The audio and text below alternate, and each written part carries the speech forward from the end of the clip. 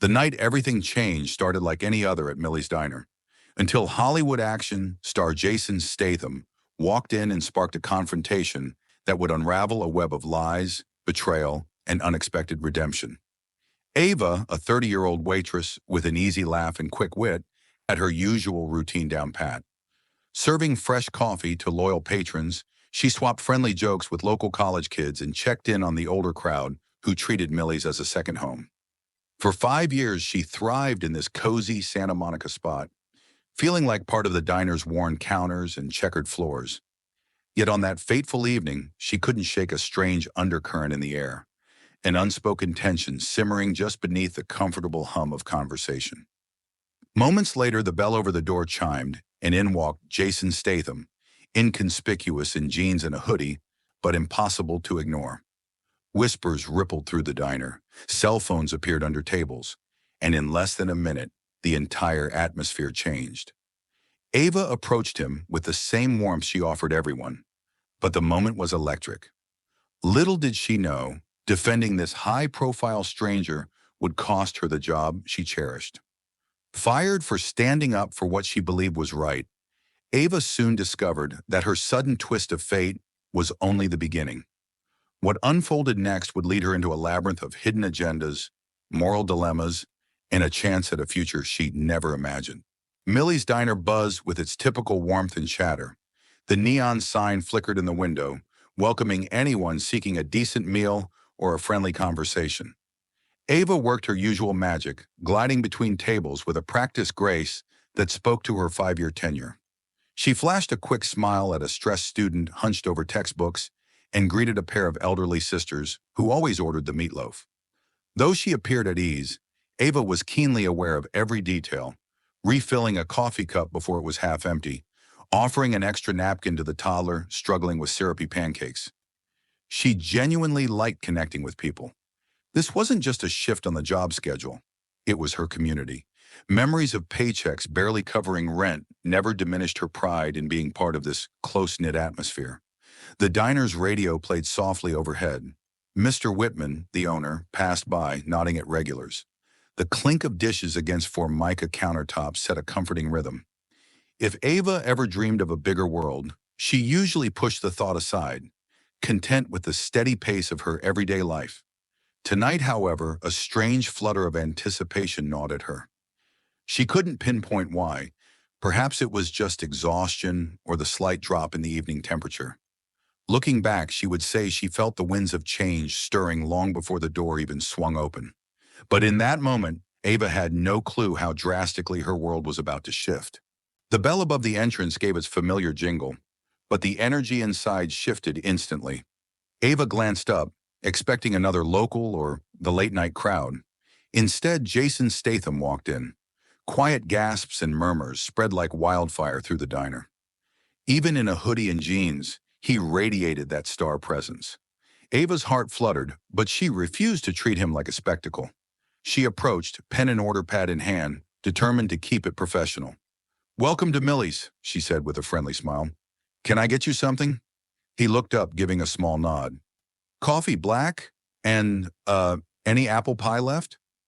Ava tried not to sound breathless when she assured him they had the best slice in town. As she turned to place his order, she noticed nearly everyone craning their necks for a better view. A few tried snapping photos under the table. Some just gawked. Amid the excitement, Greg, a middle-aged regular known for his blunt opinions, stared at Jason as though he were spoiling the diner's serene vibe. Ava, ever observant, sensed Greg's negativity building. She stole a glance at Jason, who seemed resigned to the attention. The tension in the room became palpable. A sense of expectancy hung in the air, like someone was about to say or do something disruptive. Ava took a breath, praying tonight would remain peaceful. But deep down, she suspected this would be no ordinary evening at Millie's. Greg stood up with a dramatic scrape of his chair, eyes locked on Jason. The easy chatter in the diner died. People knew Greg's temper. He never kept his opinions to himself. "So you're that big Hollywood tough guy," he said, voice dripping with sarcasm. "All those stunts for the cameras. What good do you really do?" A hush fell. Even the clink of spoons against coffee cups stopped. Jason, to his credit, remain calm. I support community programs and charities, he replied evenly, trying to make a difference where I can. Greg snorted. Yeah, right. Probably just another tax write-off. The spite in his tone was unmistakable. Ava felt a rush of anger flare in her chest. She glanced around, half expecting someone else to defend Jason, but everyone seemed too stunned or intimidated. Unable to stay silent, Ava stepped forward. That's not fair, she said firmly. You don't see everything he does behind the scenes. He's funded youth centers and helped veterans get back on their feet. Greg whipped around, giving her a hostile glare. Oh, and you'd know all about his finances, would you? The tension was suffocating. Ava's pulse pounded in her ears, but she held her ground. I know he's done more than talk, she said, voice unwavering. Greg's jaw tightened. For a few seconds, it looked like he might argue more. Then he huffed, throwing one last glare at Jason before sinking back down. But the damage was done.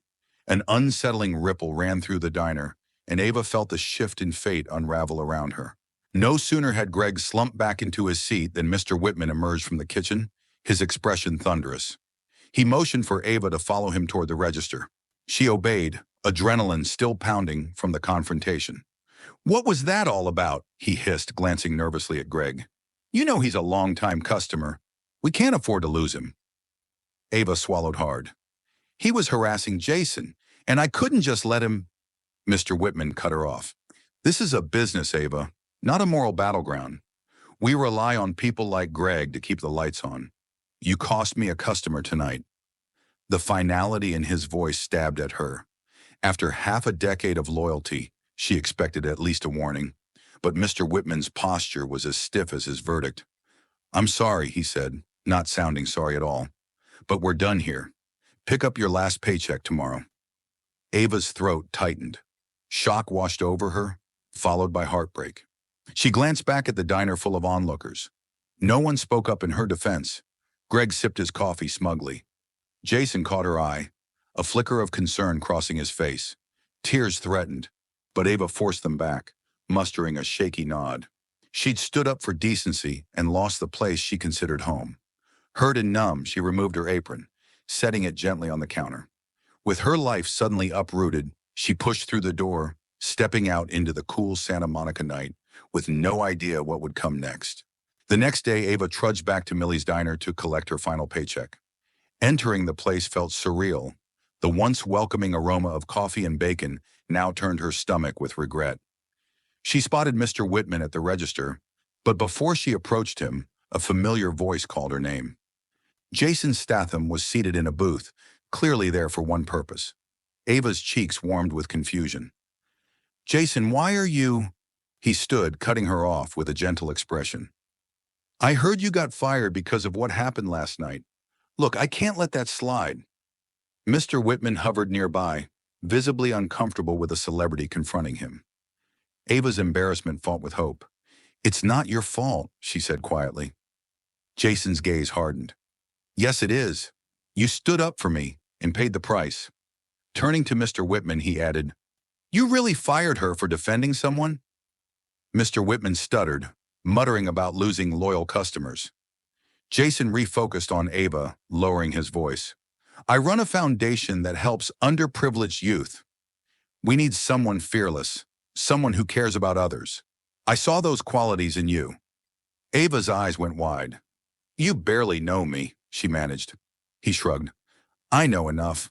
Will you meet with my team? It felt unreal. One day she's a fired waitress, and the next she's offered a fresh start. Overwhelmed but determined, Ava nodded. Maybe she had lost a job, but standing up for what was right might lead her somewhere better after all. Ava's heart pounded as she entered the sleek downtown office of the Statham Foundation. Instead of clattering dishes, she now heard the hum of computers and the purposeful click of heels on polished floors. Employees buzzed around, discussing community projects, after-school programs, and charity galas. Jason appeared from a nearby hallway, greeting her with a smile. Welcome to your first day. Ready for the whirlwind? Nervous excitement bubbled up. I'm more than ready, she managed, trying not to sound overwhelmed. During an orientation tour, Ava learned she'd be coordinating outreach and event planning, skills that oddly overlapped with her waitress experience. She understood how to talk to people, gauge their needs, and connect on a personal level. It wasn't long before she felt surprisingly at home. Yes, the stakes were higher and the work more complex, but she realized her genuine warmth was an asset here too. Mid-afternoon, as she organized files for an upcoming youth scholarship project, she paused. Just a week ago, her life had revolved around short-order cooks and coffee refills. Now she was helping shape opportunities for teenagers who might not otherwise get a chance. Jason passed her desk, offering an encouraging nod. Something about his involvement felt real. He wasn't just lending his name. He was investing his time and heart. For the first time since losing her old life, Ava felt not just relief, but a sense of purpose. It was scary and exhilarating, and it was only the beginning. A few weeks into her new role, Jason mentioned a new project, investing in small businesses in struggling neighborhoods. When he revealed Millie's Diner was on the list, Ava's heart skipped a beat. She returned to the same checkered floors and booths, but everything seemed both familiar and changed. Jason had quietly purchased the diner, aiming to revive it into a community hub complete with mentorship programs and discounted meals for locals in need. Old co-workers greeted Ava with wide smiles, grateful to see her in a better place. Mr. Whitman was out of the picture, replaced by a more compassionate manager. Near the counter, she spotted Greg. He wasn't scowling this time. Slowly he approached, hat in hand. I, uh, I was a jerk, he mumbled. I always assumed guys like Jason were all talk. Clearly I was wrong. Ava felt a pang of empathy. As much as Greg had caused her grief, she could see regret in his eyes. We've all made mistakes, she replied gently. The atmosphere in Millie's felt lighter, buoyed by hope and second chances. Ava found a kind of closure she hadn't expected. She'd stood up for Jason, lost her job, and now returned to see real change unfolding. Better wages for the staff, resources for the community, and a surprising humility from Greg. Sometimes the cost of doing the right thing really did pay off in unexpected ways. Late one afternoon, Ava was engrossed in planning a fundraising event when her phone buzzed, a number she didn't recognize. Ava Bennett? A male voice asked. Yes, who's this? My name is Marcus. We need to talk. There's more to Jason's story than you know. Meet me at the old pier tonight, alone. His tone was both urgent and cryptic. Before she could probe further, the line went dead, leaving her rattled. Initially, Ava brushed off the message as some prank or disgruntled ex-employee. Yet something about Marcus's voice lingered in her mind. He sounded too serious, too certain. Could there be secrets in the foundation she'd overlooked? She tried focusing on her tasks, but nagging doubts crept in. Sure, Jason seemed genuine. He had practically saved her future. But the sudden shift from waitress to foundation coordinator felt like a whirlwind. Could she have missed red flags? Against her better judgment, Ava decided to hear Marcus out. She told herself it was just to confirm Jason's innocence. Deep down, though, her heart pounded with the uncomfortable thought that maybe, just maybe, she'd been caught in a facade. As dusk approached, she left the office under the pretense of an errand, determined to satisfy this gnawing curiosity before it consumed her completely. Under the pale glow of moonlight, Ava stepped cautiously onto the old pier. The wooden planks creaked beneath her feet, and the salty air felt colder than usual. She spotted Marcus near a broken lamppost, shoulders hunched as though he was bracing for a storm. He wasted no time thrusting a folder into her hands. Financial documents, property transfers, all tied to Jason's foundation, he said in a low, urgent voice. Ava scanned the papers, her pulse quickening. They suggested illegal funding channels, money laundering accusations, and references to Millie's Diner. He's using people like you as a cover, Marcus alleged. I've seen it before. I was part of it. Ava's stomach twisted. Every line she read contradicted the man she thought she knew. Why should I believe you? She whispered. Marcus's gaze flicked toward the dark ocean. Because I believed him once too, and it cost me everything. Her mind whirled. The Jason she knew had genuine care for the disadvantaged. Could he really be hiding criminal schemes behind philanthropic initiatives? The documents looked disturbingly convincing. Unsure whether Marcus was telling the truth or just seeking revenge, Ava clutched the folder. She resolved to confront Jason directly, certain she needed answers now more than ever. With the pier's old boards groaning underfoot, Ava hurried back toward her car, torn between her fierce loyalty to Jason and the possibility she was backing someone she couldn't fully trust. Early the next morning, Ava marched into Jason's office. He looked up from his desk, concern deepening as he noticed her tense expression. Without preamble, she slammed the folder onto the polished wood surface. "What is this? Are you laundering money through the foundation?" Jason stood, scanning the documents. A flicker of alarm crossed his face. "Where did you get these?" he asked quietly. Ava's voice shook.